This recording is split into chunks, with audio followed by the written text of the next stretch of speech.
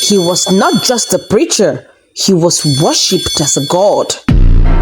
But behind the walls of his church, rituals no one could explain took place at night. Candles burned over strange carvings. Women walked in blindfolded and walked out broken. Make sure to tighten your seatbelts because this story would leave you at the edge of your seats. In the bustling city of Lagos, where churches sprouted on every corner and pastors competed for the largest congregations, a strange figure suddenly emerged. His name, Reverend Bami.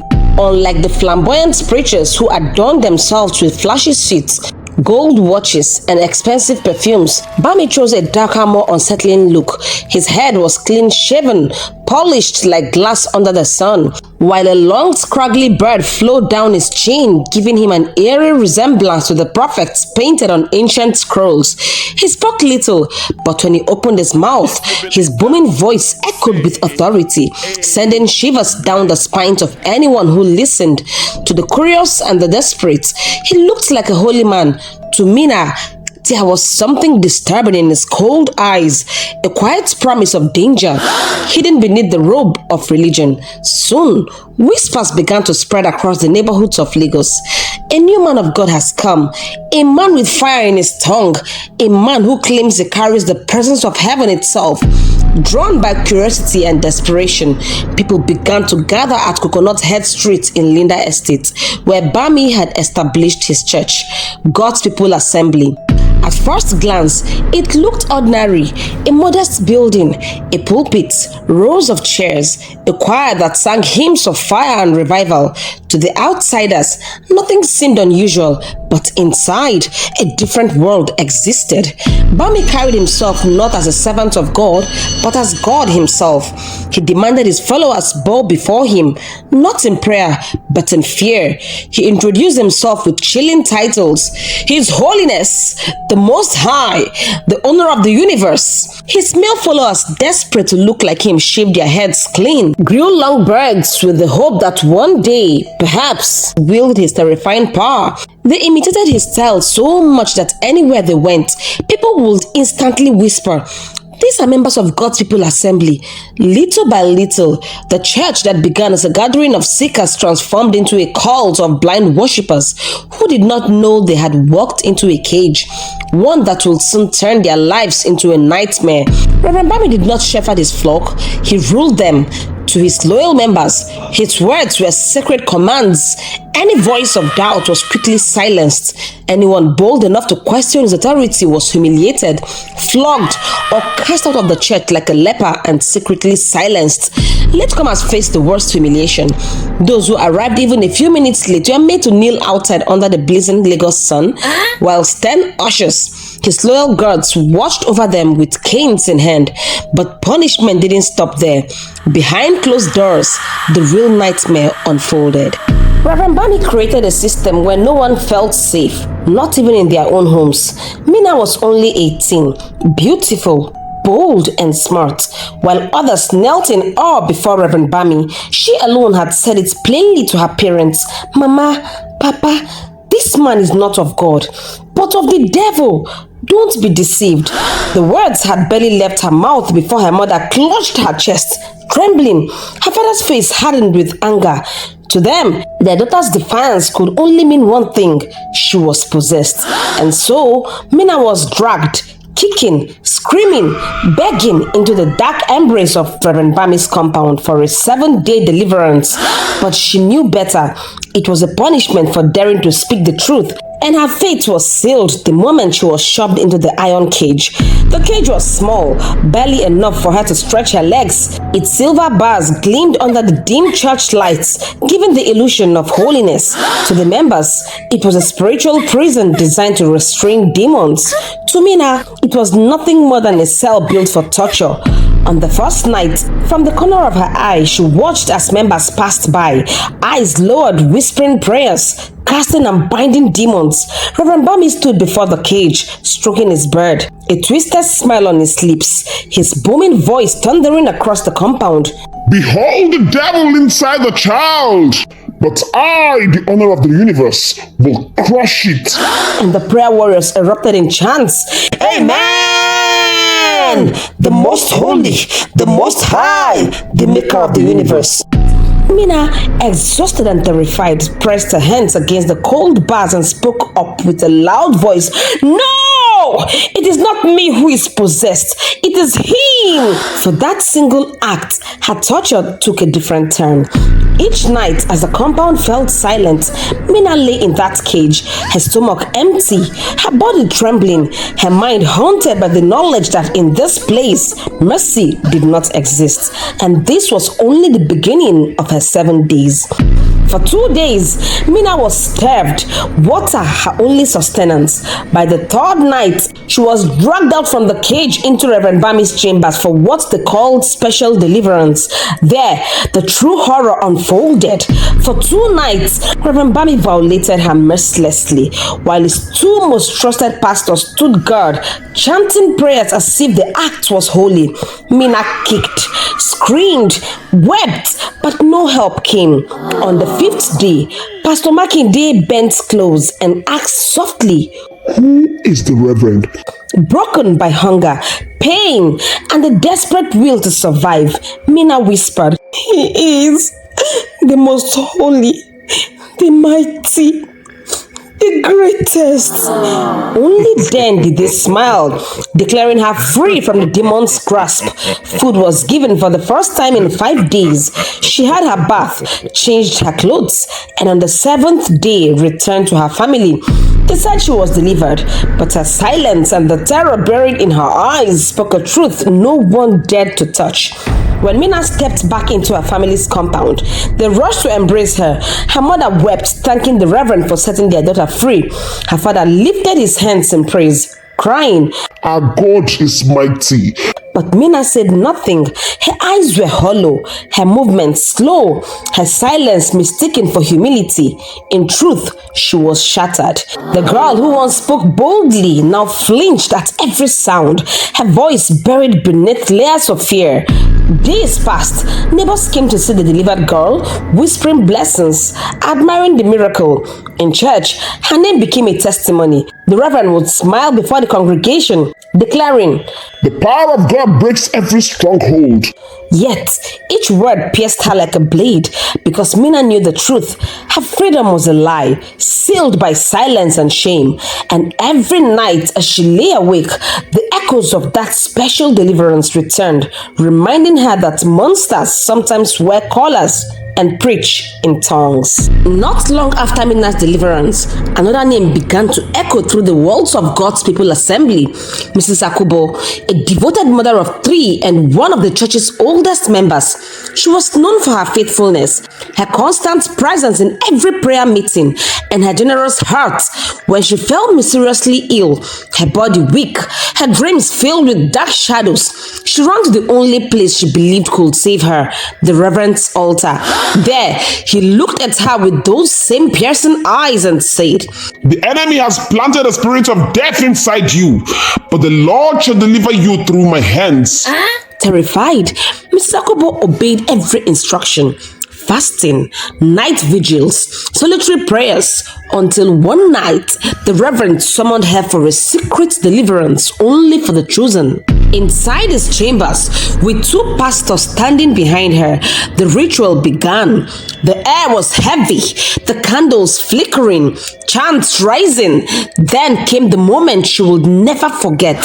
His hands touched where they should never have touched, his voice calling it spiritual cleansing.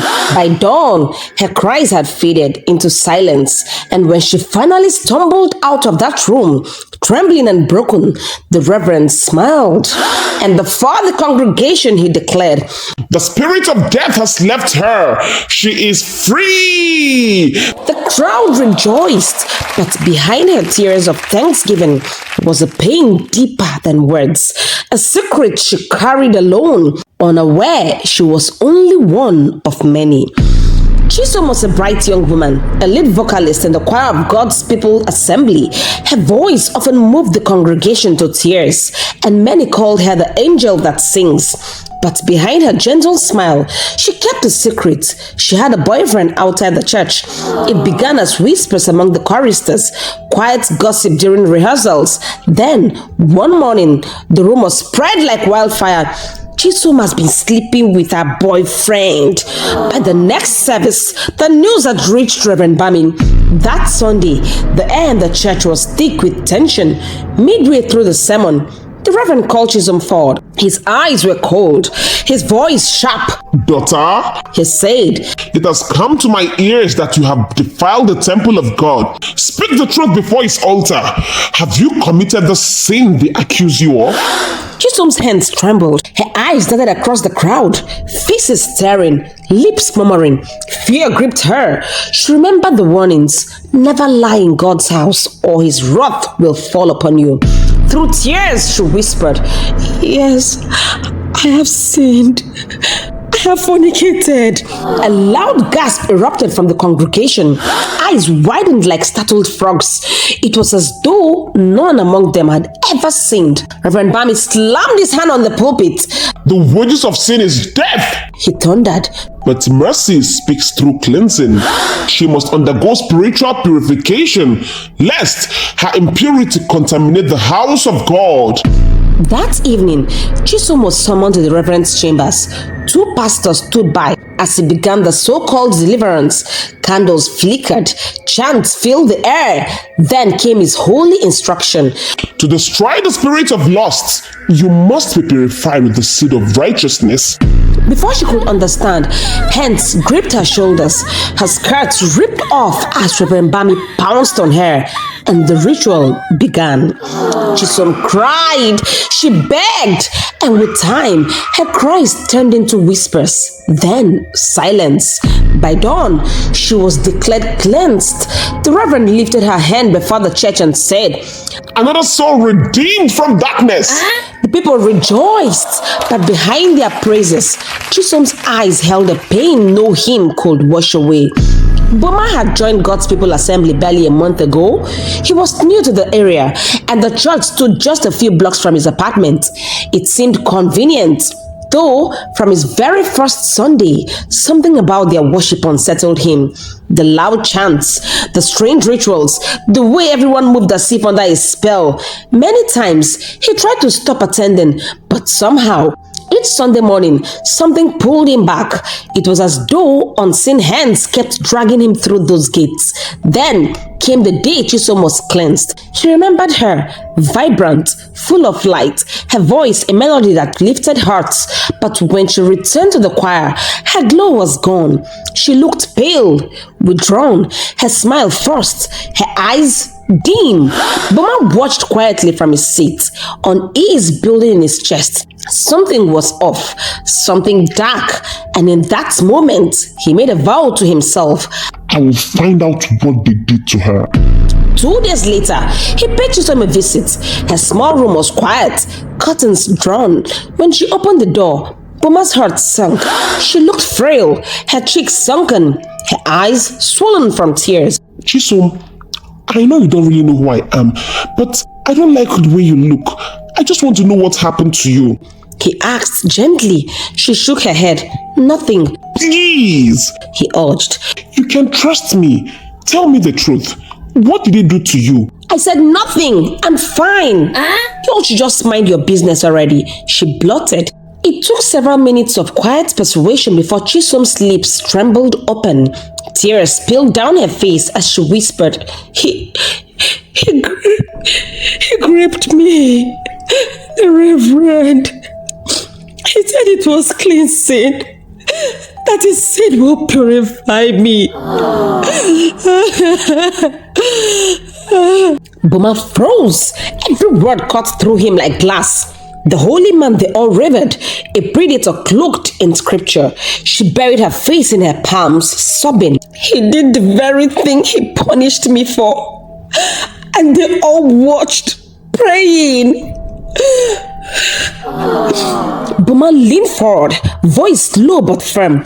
Listen to me, Chisum. You are not alone. I will help you, okay? I'll be back tomorrow. Then we'll figure this whole thing out. Bulma left Chisum's house with a heavy heart, his mind spinning. As he started his car and pulled into the street, he noticed a black car parked a few meters away. Inside, a man sat still, eyes fixed on Bulma's vehicle. And as Bulma drove off, the car's engine rumbled to life. Had he been watching him all along? This story is about to take a different twist. Make sure to sit tight, fasten your seatbelt as we dive deeper into the story. The next morning, Bulma woke up early. His heart was set on visiting Chisum. He needed to see her again to keep his word. He grabbed his keys, slid into his car, and turned on the ignition. The engine coughed once, twice, and died. He tried again. Nothing. Frustration tightened his jaw. He glanced at his watch. No, not today. Refusing to be delayed or distracted, Bulma stepped out, locked the car, and hurried to the main road. Moments later, he flagged down a bike and climbed on. The wind slapped against his face as they sped through narrow roads. Something in his chest tightened, a quiet unease he couldn't shake. Within minutes, he arrived at Chisum's compound. He hurried to her door and knocked. Once, twice, thrice. Chisum! He called. Chisum! It's me, Bulma. But instead of a response, silence. He knocked again, louder this time. Still, nothing. Then he dialed her number. From inside the house came the faint vibration of a phone ringing, unanswered. His heart skipped. Something wasn't right. Quickly, he walked around the small building, and there at the back, he noticed the kitchen door slightly ajar. Slowly, he pushed it open. Chisum! He called out softly, stepping in. Again, no response. He searched the living room, empty. The bedroom, empty. Then he turned toward the bathroom, half open, a dim light flickering inside. Slowly he pushed the door open. There, in the bathtub, lay Chisum, still, pale, eyes closed, her body motionless in cold water. Bulma froze, his breath caught in his throat. For a moment, the world went silent. Then came the rush, the pounding of his heart, the trembling of his hands, the flood of terror that gripped his chest. No. He whispered, stumbling backward. Oh God, Chisum! Was this suicide, or had someone silenced her? Just as he tried to steady himself, a sharp knock cut through the air. Then a voice. Chisum! Is that you? Open up! It's me, Brother Suki. Bulma's blood ran cold. His eyes widened in horror. Brother Suki? One of the Reverend's men? What do I do now? He thought. If I open this door, will he believe me? The knocks grew louder. How will he explain this? That he found her dead? Would anyone even believe him? Chisum, are you there? Bulma's pulse thundered in his ears. He glanced once more at the lifeless body in the tub. Then at the door. He was trapped between the dead and the living. Came another knock, louder, more impatient. Bulma looked around frantically. There was no window in the bathroom, no back exit. He tiptoed into the living room, mind spinning. He couldn't just run. He needed to know what really is going on. The door handle rattled. Then, click, the door creaked open. Quickly, Bulma slipped behind the curtain, holding his breath. Footsteps entered the living room. Chisum! Suki called out softly, stepping deeper inside. Then silence, followed by the faint sound of the bathroom door being pushed open. A gasp tore through the air. Jesus! Chisum! A second later, he heard hurried footsteps. The door slammed. Suki was gone. From his hiding place, Bulma's mind raced. How did he even get the key? Something was terribly wrong here, and whoever wanted Chisum dead might already know about him. Carefully, he stepped out of his hiding, taking one last look at Chisum. A wave of guilt washed over him. He had promised to help her, but he had come too late. Rest in peace, he whispered, voice trembling. Then he slipped out through the back door, making sure no one saw him. The street was quiet, too quiet. He walked fast, his eyes darting around. Every shadow looked suspicious. Every sound made his skin crawl. As he approached the junction, he noticed the black car parked a short distance away, the same model he had seen the day before. A figure sat inside, head slightly bowed as though watching. Bulma slowed. His heart skipped a beat. Before he could take another step, the engine roared to life. The car pulled out slowly, gliding past him. The driver didn't look his way, but Bulma could feel the stare. Cold, watchful, deliberate. Fear coiled in his chest. He realized now this was no ordinary death. Chisum hadn't just died. She had been silenced, and the hunter might have a new target.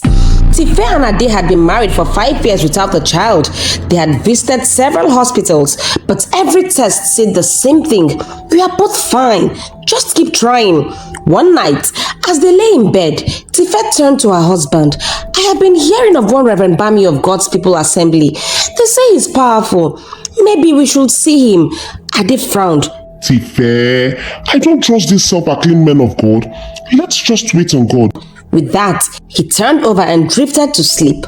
But Tifa couldn't. Her mind was made up. By morning, after Ade left for work, she dressed up and headed straight to Coconut Head Avenue, where God's People Assembly stood. At the reception, she was told to pay 10,000 naira for consultation. Without hesitation, she paid triple, desperate to see the man of God immediately. Minutes later, she was ushered into the Reverend's office. After listening to her, Reverend Bami chuckled softly. You are in the right place, my daughter. No one walks into this church and leaves the same. Come back during your ovulation for a special deliverance. Tifa left, her heart pounding with hope. A few days later, she returned. She was shown to a quiet room where she would wait until the hour of deliverance. Around 11 p.m., 2 disciples appeared. They handed her a white hooded cloak and a blindfold, instructing her to wear them. Trembling, Tifa obeyed. They led her through a narrow passage that smelled of burning incense. Soon, they stopped at a hidden door. One disciple knocked 3 times. The door creaked open, and Tifa was gently pushed inside. The air was heavy. Candles flickered all around, their light revealing ancient carvings on the walls. Her heart raced. Then, a voice whispered, Do not be afraid. The Holy Spirit is here. Reverend Bami took her hand and guided her to a mat on the floor. Lie down, he said. No matter what happens, do not make a sound and do not remove the blindfold. If you do, the process will fail. Tifa nodded, clutching her cloak. She closed her eyes tightly, whispering a prayer. But before she could grasp what was happening, the Reverend mounted her, and the deliverance began. The next morning, Tifa sat on the edge of her bed, motionless. Her mind replayed every moment from the night before. The candles, the carvings, the Reverend's heavy breathing, and her own silent tears beneath the blindfold.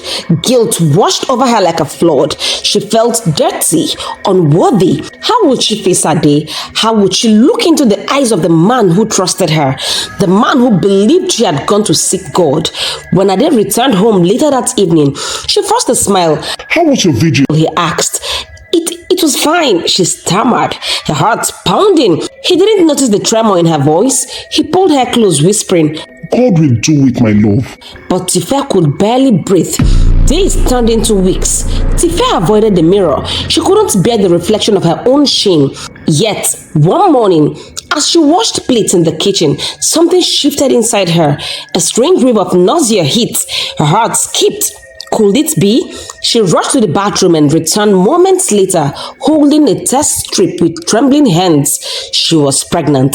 Tifa sank to the floor, 1,000 emotions colliding within her. Shock, fear, disbelief, and somewhere, buried deep beneath it all, a flicker of joy. After Chisum's death, Bulma began to tread carefully. Deep down, he knew she hadn't taken her own life. She had been silenced, but by who? He had no proof, no witness, nothing but the chilling truth she whispered before she died. Reverend Bami was powerful, too powerful. Without evidence, who would believe him? So Bama made a quiet vow. He would keep attending God's people assembly, watching, waiting until he found something to bring the wolf in cassock down. One Sunday morning, as he stepped out after service, lost in thought, he accidentally bumped into a pregnant woman. She staggered, clutching her belly. "Oh my God, I'm sorry," he said quickly, steadying her. She smiled faintly, rubbing her tummy. "It's okay." As she turned to leave, Mama called out, I haven't seen you here before. You must be a new member." She chuckled softly. "Not really, oh. I came here looking for the fruit of the womb, and here I am," she said proudly, patting her belly. Mama's brow furrowed. "You mean the Reverend prayed for you and you conceived?" "Yes, now," she replied cheerfully. "I'm even going for more prayers with him right now." Boma smiled thinly. "Wow, my wife's been sick for a while. We just moved here. Maybe he can help her too." "Of course," she said. "You should bring her. The man of God is very powerful." He asked for her number. Without hesitation, she gave it. "I am Boma," he said warmly, pocketing his phone, a strange heaviness settling in his chest. From that day, Boma kept a close eye on Tifa. He called her often, checking in under the guise of friendship, asking about her prayer meetings, when and where they held. She spoke freely, unaware of the storm she'd soon be caught in. Each detail she gave only deepened Buma's suspicion. This was no ordinary church. Something sinister was buried behind those holy walls, but suspicion wasn't enough. He needed proof, something solid to take to the authorities. Without it, no one will dare go against Reverend Bami. So he began to plan. He mapped out the church compound, noting the corners, the guards, the routines. He would have to see it with his own eyes, whatever deliverance this woman went through. Every night, he replayed this plan, how he would slip in unnoticed, how he'd capture everything. Yet, a big question haunted him. What if I am caught? Still, he knew one thing. Chisum deserved justice, and he wouldn't stop until the truth saw daylight. That evening, Bama walked into God's people assembly pretending to be just another worshipper. He sat quietly through the evening service, eyes scanning the hall, studying every movement. When the final prayers were said and the congregation dispersed, he didn't leave. Instead, he slipped out quietly and climbed up the old mango tree at the far corner of the compound, a perfect vantage point. Hidden among the branches, he waited. Time dragged on. The night grew cold. At some point, fatigue took over and he dozed off. A sudden rustle jolted him awake. He rubbed his eyes, glanced down and froze. 5 figures, all draped in white hooded cloaks, were walking in a single file across the compound. Silent, steady, purposeful. Boma's heart pounded. What is this? A ritual? He climbed down quietly and began to follow, his steps careful, breath held. The figures moved toward the far end of the compound, to the back wall. Then, to his utter shock, the wall opened. Boma gasped softly. One by one, the cloaked figures walked through, and the wall sealed shut behind them, as if nothing had happened. Hands trembling, he raised his phone, recorded every moment. He couldn't follow them without being caught, but he had proof now, something real. The next day, as Tifa stepped out of the hospital after her antenatal appointment, Boma appeared from nowhere, blocking her path. "Tifa, He began sternly. what kind of ungodly prayer session were you part of last night? Does your husband even know?" Fear swept across her face. "Please, lower your voice," she whispered, glancing around. Boma stepped closer. "Oh, so you're one of them, huh? You are also sleeping with that so-called reverend." Her eyes widened. "Stop! Don't say that here. Someone might hear," she pleaded, covering his mouth. He brushed her hand aside. "I see. I am sure even this pregnancy isn't your husband's." Tears welled in her eyes. Without another word, Tifa turned, hurried to her car and drove off, her heart racing. How did he find out? She thought, gripping the wheel. Who else knows? And for the first time since it all began, fear outweighed her faith. That night, the rain fell without mercy. Tifa sat alone in her bedroom, trembling. Boma's words echoed in her mind. "You are also sleeping with that so-called reverend." Fear gnawed at her chest. She picked up her phone to call her husband, then paused. What would she even say? A sudden knock jolted her. Soft. Repeated. Who's there? She called, voice shaking. No answer. Another knock, firmer this time. Slowly she approached the door. The light flickered, then silence. Moments later, a muffled scream tore through the house and vanished into the storm. By morning, Tifa's door swung open gently in the breeze. Her body lay cold on the floor, eyes wide in frozen terror. Another witness gone. This is just the beginning. If you are watching this video and yet to subscribe, please just make sure to subscribe and turn on your post notification icon so that once the next part of this video is being posted, you will be the first to be notified. Till we meet again in my next video, remain blessed.